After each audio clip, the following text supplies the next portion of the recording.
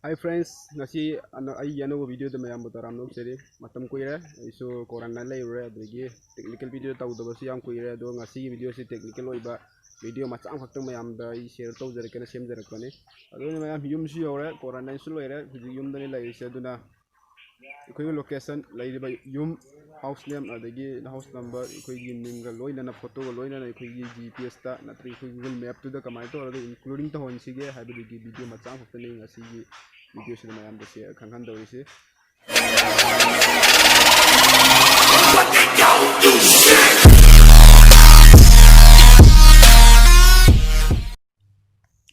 ahan badai khoina ko si gps se map se google map se changena se changa matung de khoi location si on tor thang badam ne hamde location on to dro jo khoi se di nam matam da masa location on to hera kaneba location on to biro ai lair se ko sida ne amir housers ai na ham de khoi register to khi google map de insta register to khi bai gi si amir house ni yor ineba se ado khoina anau boine khoina kamai to raga register to si ga ham si mata oina etlomda enaramda leiba mai ahum nine ahum sing se asana mena asana ma matungda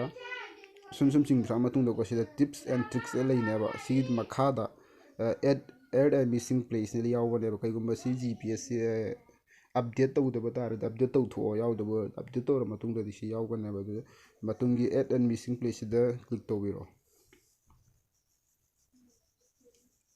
aduga tawra matungda koi place name se place name se kain habdi khoi yum natraga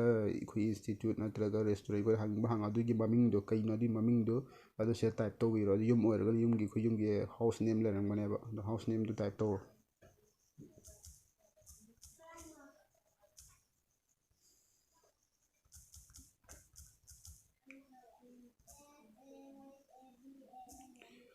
mer man silen ai type to ko adu makha de address khoi street address adu hapiro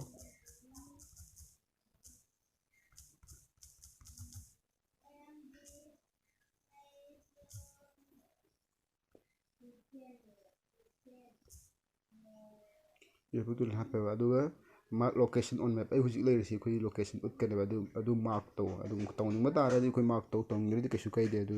se mark si nam aduga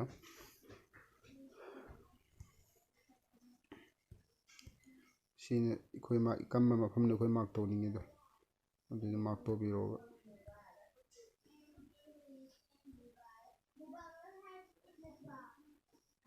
aduga done to ro se vai to na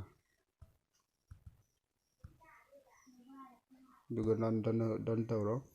sida khoi leire adu mark to khra aduga category se de khoi na home la na restaurant la school la kafla khoi na hangi do maming pi do shopping center la bar ado ID home oi khene home ma do kara manon hoine air to do including to holido adu de noi tum tik to biro home na home tik to re adu loira matungda loira adu ga sigi arrow mark sa sum right side te le arrow mark sa sida nambi yo tik to biro she already complete loira ba se kha she